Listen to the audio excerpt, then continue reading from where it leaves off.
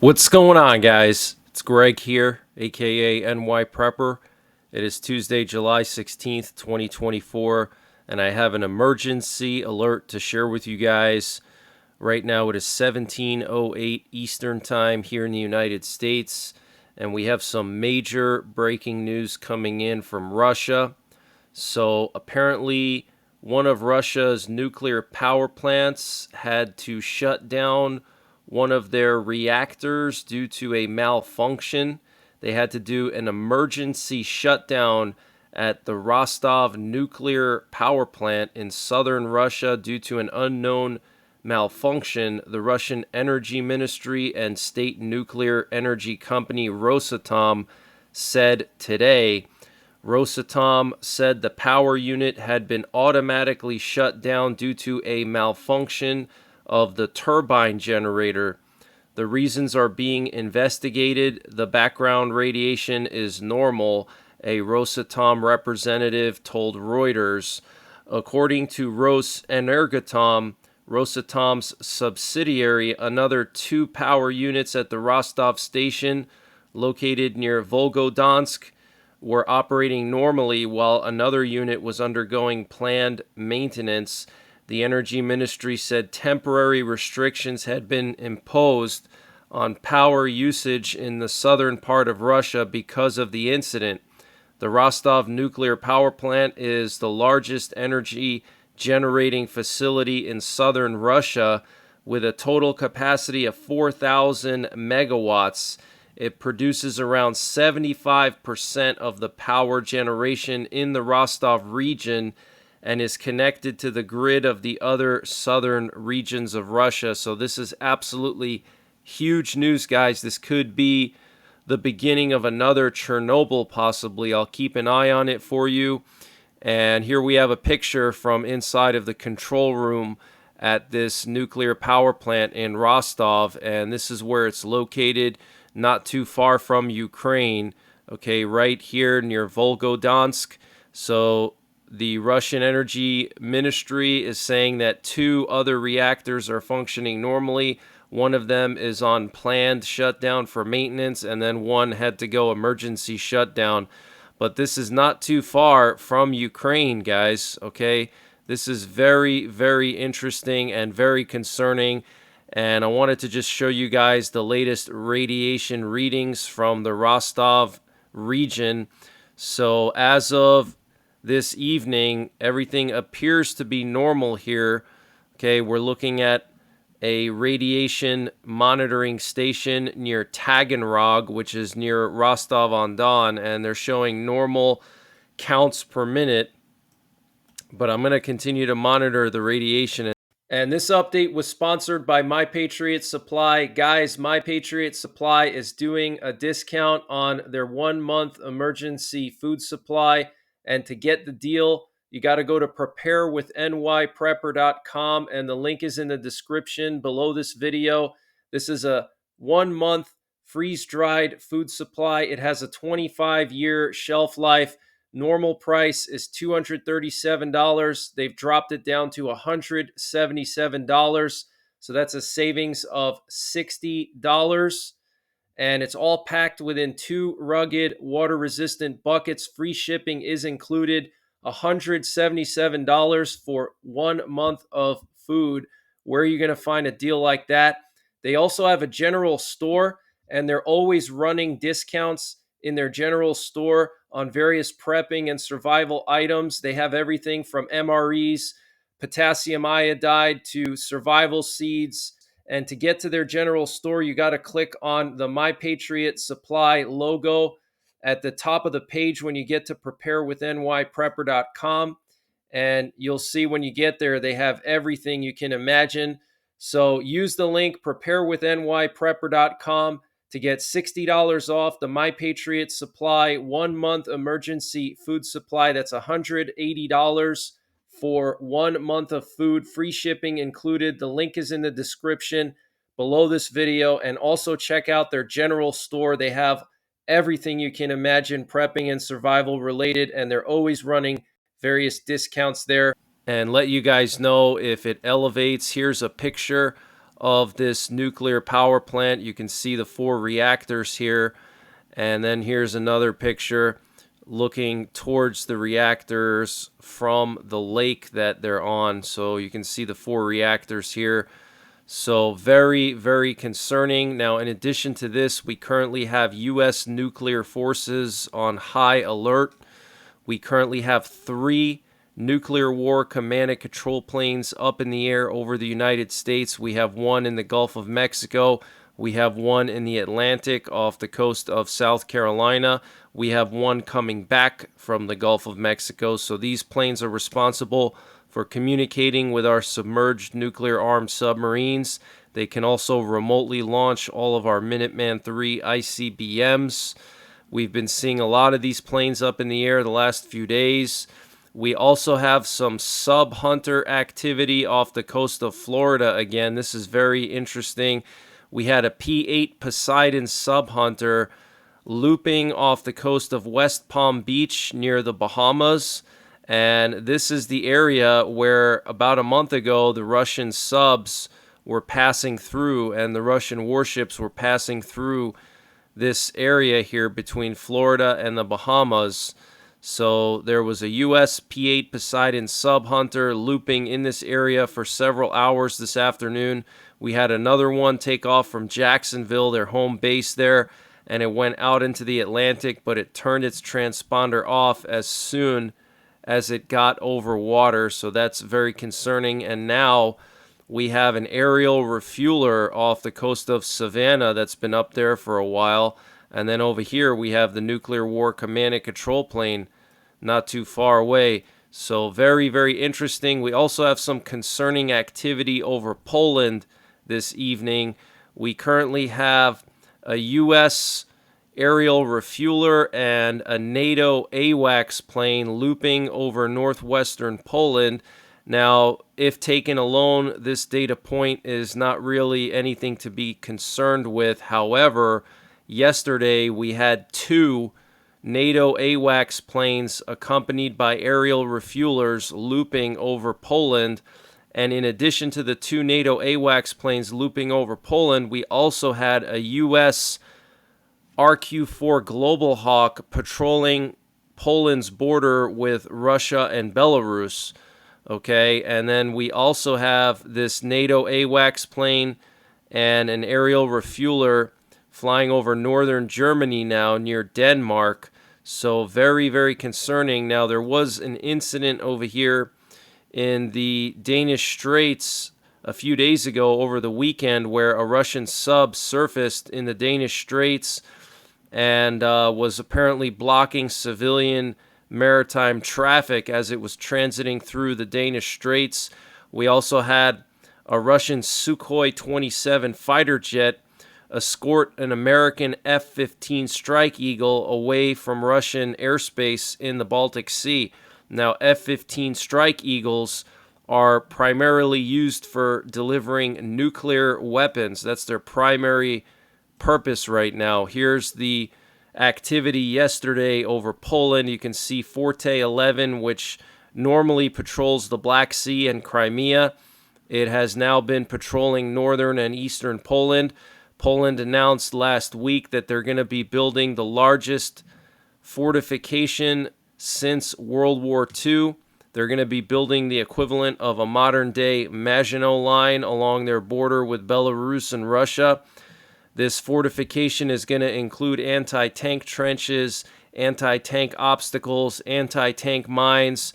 They're going to build bunkers for civilians as far away as 50 kilometers from the border with Belarus, so civilians in local villages near the border can take shelter if there's any kind of artillery or missile exchange over the border. And they're also building warehouses to store ammunition for their troops, and they're also increasing the number of troops on the border with Belarus. So massive fortifications being built along Poland's border with Belarus and Russia. Absolutely insane. Here we have a picture of a B-52 that was airborne over Louisiana yesterday. This was sent to me by a subscriber in Louisiana. Okay, so they've been flying like 2 or 3 B-52s every single day in this area the last 2 weeks. So that's definitely a sign that our nuclear forces are on high alert. And here we have video footage of the American F-15 Strike Eagle being escorted away from Russian airspace by a Russian Sukhoi 27 fighter jet. And this was near the Baltic Sea. So the dark colored plane, the dark gray plane is the F-15, and then this light blue plane is the Russian Sukhoi 27.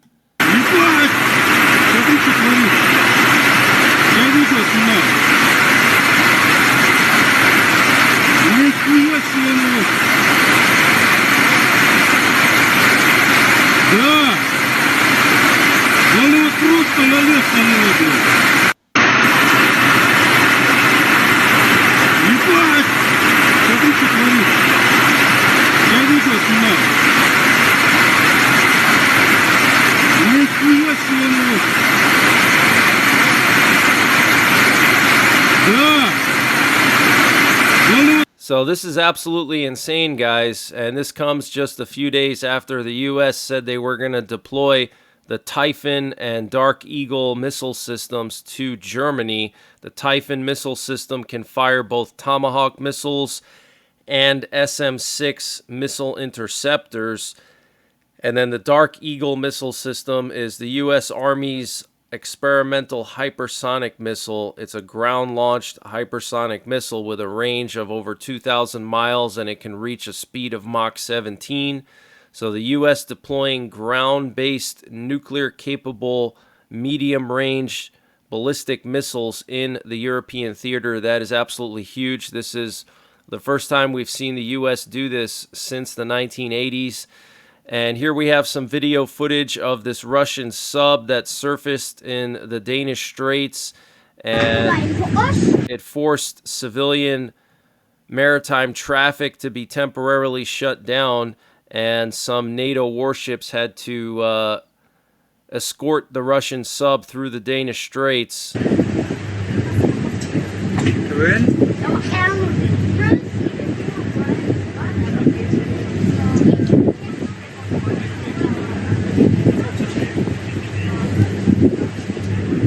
So you can see all the warships here, and this particular video doesn't show the sub, but it shows all the warships responding to the situation. And Boris Johnson, the former Prime Minister of the UK, posted this picture of him with Donald Trump, and he wrote, "Great to meet President Trump, who is on top form after the shameful attempt on his life. We discussed Ukraine, and I have no doubt that he will be strong and decisive in supporting that country and defending democracy." Okay, so like I've said, guys, just because Trump becomes president doesn't mean he's going to abandon Ukraine. Think about it logically. If Trump were to abandon Ukraine and give Putin everything he wants, then Trump would lose all leverage he has over Putin. Okay, and he's not stupid. He knows Putin is a threat. He knows Putin is an adversary. He even threatened Putin. He said, supposedly, this is what he said in an interview with Tucker Carlson. He said that he actually spoke to Putin directly and said, "Do not go into Ukraine, or we're going to do something really nasty to Moscow." I don't know if that meant he's going to nuke Moscow, but he basically told Putin, don't go into Ukraine. And sure enough, Putin did not go into Ukraine, and then he ended up going into Ukraine when Biden got elected. So just use your common sense, okay? He's not going to give Ukraine away to Russia, because then he would lose all his leverage. Right now, he has Ukraine as a bargaining chip with Putin, okay? If he just gives that away, then he loses that bargaining power that he has with Putin, okay? I'm not saying that that's right to think of Ukraine as a bargaining chip, but it's true. That's just the reality of the situation, okay? I don't mean to sound insensitive, but that's just the reality.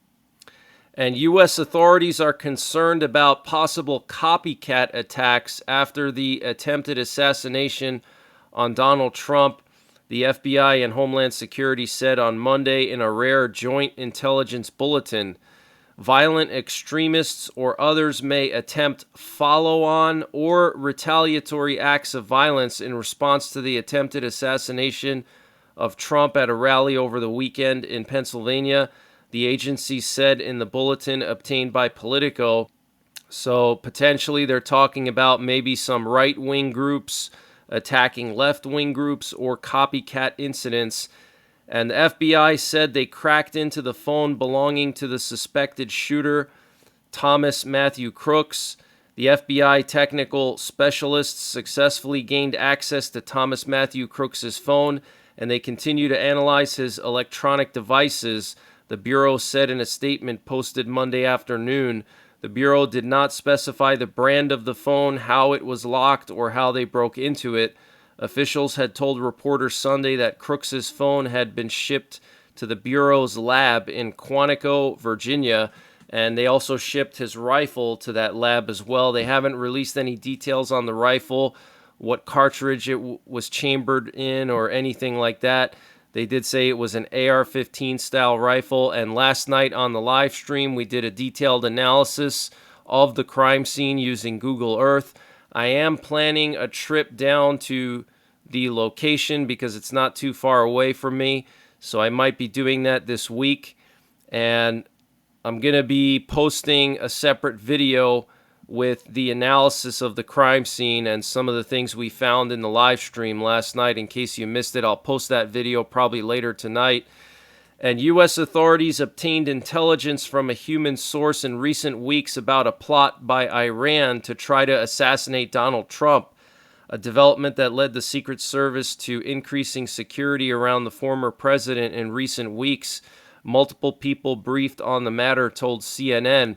There's no indication that Thomas Matthew Crooks, the would-be assassin who attempted to kill the former president on Saturday, was connected to the plot, the sources said. A U.S. national security official said the Secret Service and Trump campaign were made aware of the threat before Saturday's rally.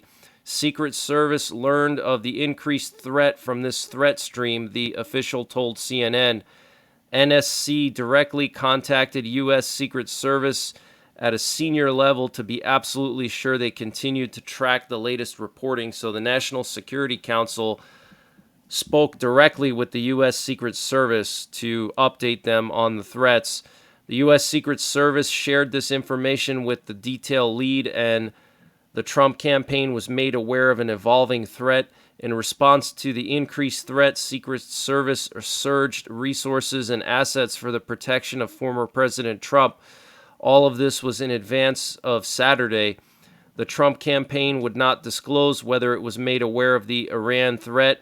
We do not comment on President Trump's security detail. All questions should be directed to the U.S. Secret Service, the campaign said in a statement. The Secret Service recently added protective resources and capabilities to the former president's security detail, agency spokesperson Anthony Guglielmi said in a statement on Sunday. Secret Service officials warned the Trump campaign repeatedly against holding outdoor rallies, which pose greater risks than events to which the agency can better control access, people briefed on the matter said. The warnings have been more general in nature, the sources said. At one point during this election cycle, the campaign stopped holding spontaneous, off-the-record events where guests weren't swept by Secret Service beforehand due to security concerns. A source familiar with the matter told CNN. The FBI, which is conducting the investigation into Saturday's shooting, declined to comment. National Security Council spokesperson Adrian Watson said, "There's no known link between shooter Thomas Matthew Crooks and anyone else at the moment. The investigation of Saturday's attempted assassination of former President Trump is active and ongoing. At this time, law enforcement has reported that their investigation has not identified ties between the shooter and any accomplice or co-conspirator, foreign or domestic," Watson said. So very interesting, and officials are now saying that they have been receiving information about Iranian assassination plots and attempts against former President Trump since 2020 when he was in office, with the plots linked to Iran still wanting payback for Trump's assassination of IRGC leader Qasem Soleimani. Okay, so Iran has wanted payback because Trump ordered the assassination of Soleimani, the top general of the IRGC, and police reportedly shot a suspect near the secure zone of the Republican National Convention in Milwaukee yesterday, and the U.S. Coast Guard established a safety zone on the Milwaukee River on the second day of the Republican National Convention, which is today, and the movement of commercial and recreational vessels will be prohibited on the Milwaukee River through July 19th. That's the rest of the week. Sergei Lavrov, the Russian foreign minister, and the Russian foreign ministry spokeswoman Maria Zakharova arrived in New York. A few days ago, Lloyd Austin spoke to the Russian defense minister, so things are either about to stabilize in Ukraine or about to get really bad because we have this unannounced, unscheduled visit of the Russian foreign minister and the Russian foreign ministry spokeswoman to New York, and then this unscheduled call between the U.S. defense minister and the Russian defense minister. So something is brewing, and Russia has announced a reward of $170,000 to the first military personnel in Russia who successfully shoot down an American F-15 or F-16 fighter jet that goes to Ukraine. And Russia will limit access to 14 border villages due to Ukrainian shelling. The governor of Russia's Belgorod region bordering Ukraine said Tuesday that public access to 14 border villages will be restricted due to constant bombardment. From July 23rd, we are restricting access to 14 residential settlements where the operational situation is extremely difficult, Belgorod Governor Vyacheslav Gladkov said on Telegram. He listed 14 villages and hamlets near the border with Ukraine. Checkpoints will be set up on access roads, and representatives of law enforcement will be on duty there. Access to public transport, including taxis, will be banned, he added. We will allow in only adult men according to strict rules. In an armored vehicle with an electronic warfare device with PPE, a bulletproof vest, and helmet accompanied by military. Okay, so he's basically saying they're only going to allow either electronic warfare units or infantry units into the area. The governor said he added that it was unacceptable to allow women and children into residential settlements that are shelled every day. Gladkov said that the military would guard people's homes. We will start implementing this from next Tuesday, he added, without giving any end date for the measures. Gladkov did not say that all residents would have to leave the areas, but said those who left would be able to claim a monthly payment for renting elsewhere. Wow. I hope, dear friends, you will be understanding about this decision, he told residents, conceding, of course, we don't expect any positive responses, but the main thing is a person's life. We have already lost a lot of peaceful residents. We have a lot of wounded. He said our task is to take maximum security measures. Wow. So Russia is going to basically be kicking out residents from border areas near Ukraine and resettling them and paying them a monthly fee. And the Russian cybersecurity company and antivirus software provider Kaspersky will start shutting down operations in the United States starting July the 20th. In a statement to Bleeping Computer, the company also confirmed that it will lay off its U.S.-based employees. Wow. And this is all because of sanctions that have been put on the executives of Kaspersky. So very interesting. And U.S. forces shot down a drone that attempted to target the Al-Assad airbase in western Iraq. So it looks like the Iranian proxies are back at it again, attacking U.S. bases.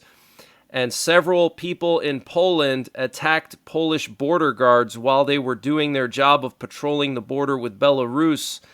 This comes after the Polish parliament voted almost unanimously yesterday, 401 to 17, to approve a law that allows Polish police, border guards, and soldiers to open fire with live ammunition on illegal immigrants trying to cross the border in certain situations. Now, I did share to my Telegram video footage of the Polish soldiers firing live ammo at a pack of migrants trying to illegally cross into Poland, and they were yelling at the migrants, "Get the F out of here."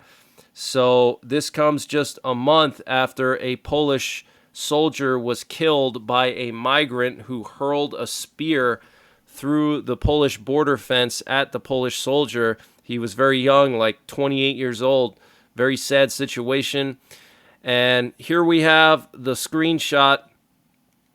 And here we have the flight path of a U.S. Navy P-3 Orion sub-hunter that was patrolling off the coast of Syria and Lebanon.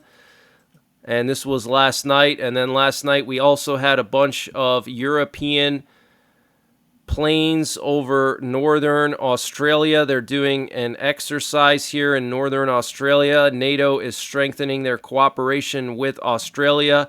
The U.S. is selling Australia Tomahawk missiles and nuclear-powered submarines, and now they're doing joint exercises together. And this is part of a larger buildup by the U.S. military in the Asia-Pacific region. They also deployed the Typhoon missile system to the Philippines, which can fire Tomahawk missiles or SM-6 missiles, which are ballistic missile interceptors. And the Houthis shared this video to their social media, showing them launching a drone at an oil tanker, and the drone subsequently causes the oil tanker to catch on fire. So this is absolutely insane, guys. The Houthis are just relentless in their attacks on ships crossing through the Red Sea. Absolutely insane. Look at that massive plume of smoke. And we have this freak flooding situation going on in Toronto, Ontario. Check this out, guys. It's the most fucked thing I've ever seen in my entire life. It's right here, next to this. Look, dude, look. You can't get it. You can't get it. Oh my god. So absolutely insane, guys. Looks like just a lot of rain that caused this flooding. You can see this box truck here almost completely submerged underwater over the hood. So that's the latest breaking news that I have. I might be back later on with another update. If not, I'll be back tomorrow with more breaking news. So until next time, take care, God bless, and don't forget the 3 Ps. Prepare, practice, and persevere. Culinary out. Guys, countless people are mistaking private browsing tabs as a way to stay anonymous online. Even with private browsing mode enabled, you can still be tracked by websites and internet service providers. Also, your data is still at risk if you are using unsecured or public Wi-Fi hotspots. That's why I've been protecting my privacy and data with Virtual Shield VPN. I sleep well at night knowing that my data and privacy is not exposed to governments, hackers, and big tech. And if you use the link in the description below this video, which is virtualshield.com/deals/NYPrepper, you can get 70% off and a 60-day risk-free trial. With Virtual Shield's anonymous browsing, a strict no-log policy, unlimited bandwidth, and built-in malware and ad blocking, Virtual Shield also has 24/7 customer support and was built in the USA. So start protecting yourself today. Use the link in the description, which is virtualshield.com/deals/NYPrepper to get 70% off and a 60-day risk-free trial.